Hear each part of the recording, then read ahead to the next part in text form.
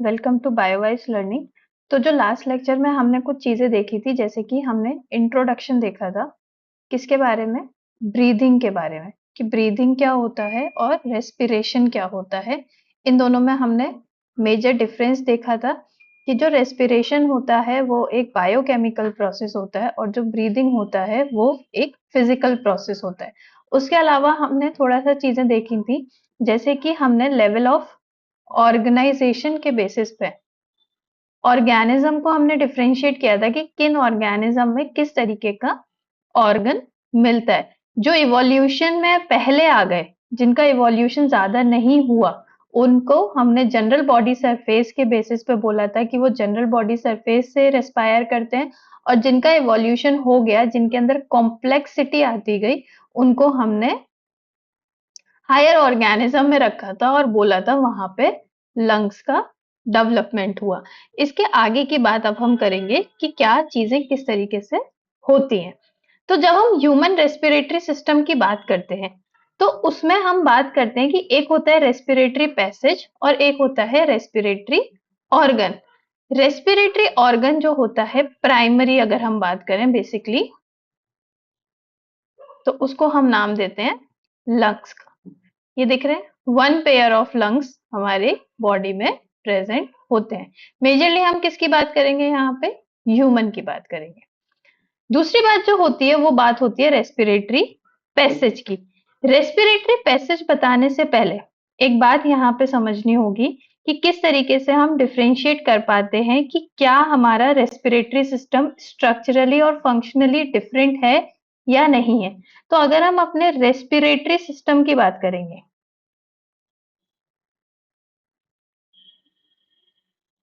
कि ये स्ट्रक्चरली कैसे हम इसको क्लासिफाई कर सकते हैं। तो स्ट्रक्चरली हमारा जो रेस्पिरेटरी सिस्टम होता है उसको हम दो तरीके से क्लासिफाई कर सकते हैं, upper respiratory system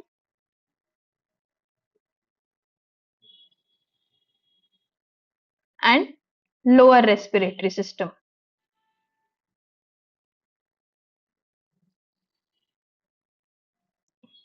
upper respiratory system में क्या आएगा, अगर हम अपर रेस्पिरेटरी सिस्टम की बात करते हैं तो इसमें हमारा आता है नोज, नेजल कैविटी या nasal chamber, nasal cavity and nasal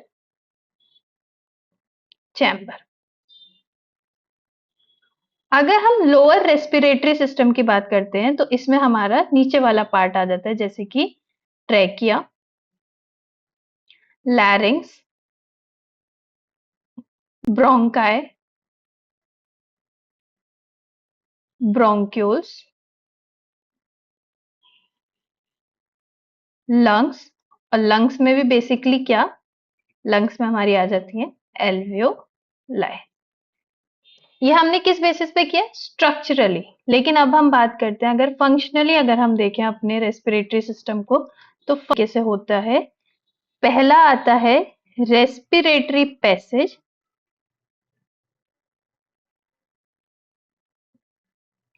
जिसको हम एक और नाम से जानते हैं कंडक्टिंग जोन। एयर को कंडक्ट कर रहा है तो कंडक्टिंग जोन। और दूसरा आ जाता है जिसको हम बोलते हैं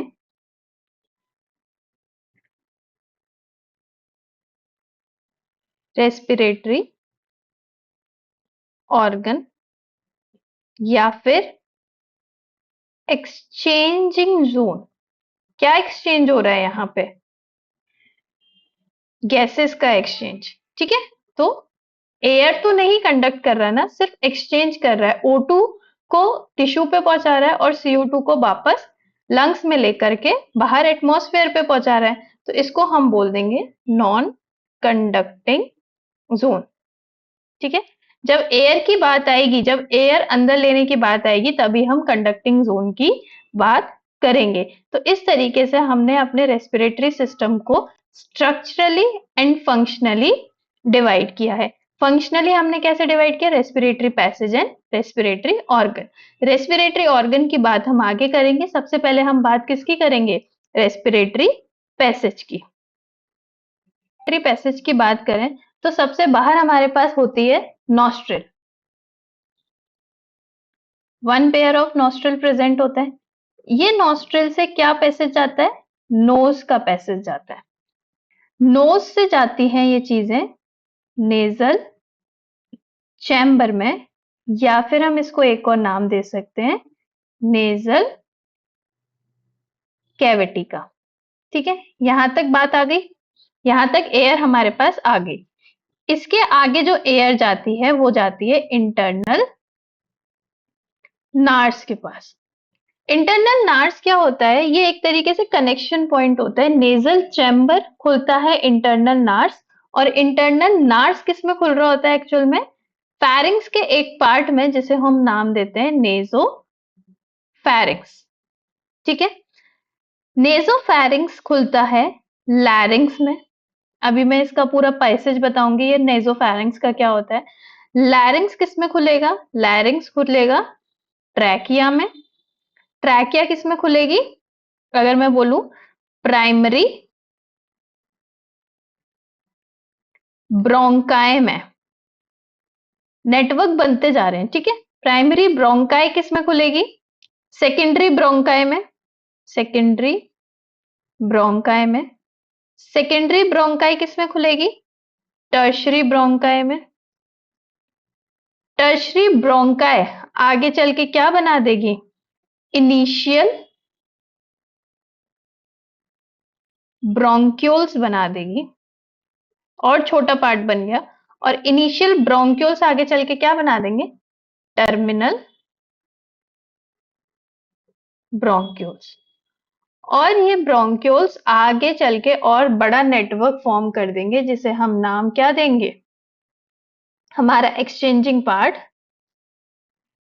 एल्वियोलाई। ठीक है, इसको हम बोलते हैं एक्सचेंजिंग ऑर्गन या एक्सचेंजिंग पार्ट का हम नाम देते हैं। तो ये पूरा हमारा क्या चल रहा है? ये पूरा हमारा पैसेज चलता है कि कहां से कौन सी चीज जा रही है। नॉस्ट्रिल आई, नॉस्ट्रिल से नोज, नोज से नेजल चैम्बर, इंटरनल नास, नेजोफैरिंक्स, लैरिंग्स, लैरिंग्स को हम वॉइस बॉक्स का नाम भी देते हैं, trachea, then primary bronchi. Trachea ने आगे चल करके नेटवर्क फॉर्म कर दिया, जिससे कि सरफेस एरिया बढ़ जाए, किसके लिए? ऑक्सीजन के लिए। प्राइमरी ब्रोंकाई, प्राइमरी ब्रोंकाई ने और बड़ा नेटवर्क फॉर्म किया। सेकेंडरी ब्रोंकाई और बड़ा नेटवर्क फॉर्म किया। टर्शरी ब्रोंकाई, ये ब्रोंकाई और ज्यादा माइन्यूट नेटवर्क में फॉर्म हो गए, जिसे हमने नाम दिया initial bronchiole, then terminal bronchioles, और इन्होंने और ज्यादा छोटे छोटे स्ट्रक्चर बना दिए, जिसे हम नाम देंगे एल्वियोलाई। चलिए, एक्सटर्नल नॉस्ट्रिल की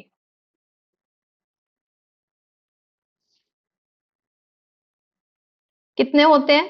किसी के पास 10-11 तो होते नहीं है, वन पेयर होते हैं। One pair of nostril is present.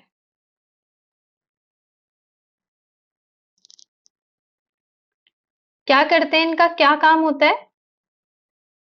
Intake of O2 and releasing of CO2, पहली बात। दूसरा होता है, दूसरा जो पार्ट हम बोलते हैं, जिसको मैंने नाम दिया नेजल चैम्बर का।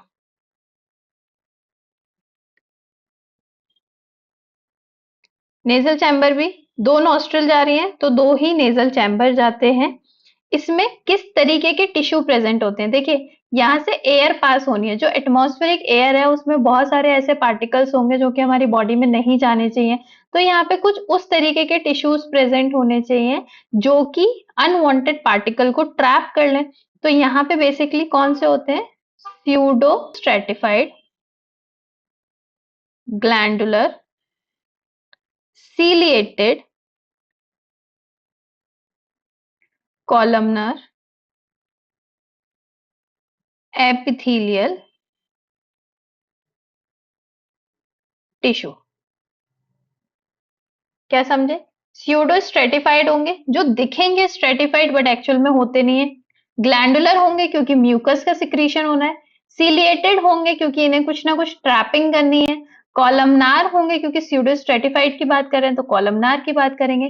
और एपिथेलियल टिश्यूज होंगे क्योंकि यहाँ पे कनेक्टिव का तो कोई रोल नहीं है, तो एपिथेलियल टिश्यूज होते हैं। दूसरी बात अगर हम करें, इनका काम क्या होता है? एयर गैट्स ह्यूमिडिफाई पे जो एयर होती है, अगर हम एटमॉस्फेरिक एयर और अपनी बॉडी में जो हम एयर इन कर रहे हैं उसकी हम बात करें, तो हमेशा हमें जो बाहर का एनवायरनमेंट है उससे हमें थोड़ी, नेजल चैम्बर की बात करें, इसमें जो हमें एयर अंदर लेनी है बाहर के कंपैरिजन में अंदर जो एयर जाती है वो हमेशा ज्यादा ह्यूमिडिफाई होती है, उसमें मॉइस्चर कंटेंट थोड़ा ज्यादा होता है, हमारी बॉडी के लिए जरूरी होता है क्योंकि बाहर की एयर जो होती है वो ड्राई होती है। तो जो नेजल चैम्बर होता है उसमें म्यूकस सिक्रीट होता है, वो क्या करता है? एयर को ह्यूमिडिफाई करता है, क्लैरिफाई करता है। क्लैरिफाई क्या, जो भी अनवांटेड पार्टिकल होंगे उनको वो ट्रैप कर लेगा, एंड टेम्परेचर भी मेंटेन करता है। Temperature also gets regulated. ठीक है, ये सारा काम किसका होता है? डायरेक्ट नीट में क्वेश्चन आया हुआ है कि ये जो फंक्शन ये परफॉर्म कर रहा है ये कौन है? ह्यूमिडिफिकेशन का, क्लैरिफिकेशन का, टेम्परेचर रेगुलेशन का, तो आपका आंसर होना चाहिए नेजल चैम्बर। और अगर नेजल चैम्बर का फंक्शन पूछा जाए तो वहां पे ये स्टेटमेंट दिया होगा, सीधे सीधे आपको ये स्टेटमेंट चूज करना होगा। ठीक है, तीसरा जो होता है वो होता है इंटरनल नार्स। इंटरनल नार्स का क्या काम होता है? नेजल चैम्बर जो होता है वो ओपन होता है इंटरनल नार्स में। Nasal chamber opens into internal nurse. दूसरी बात, ये इंटरनल नार्स एक्चुअल में क्या करता है?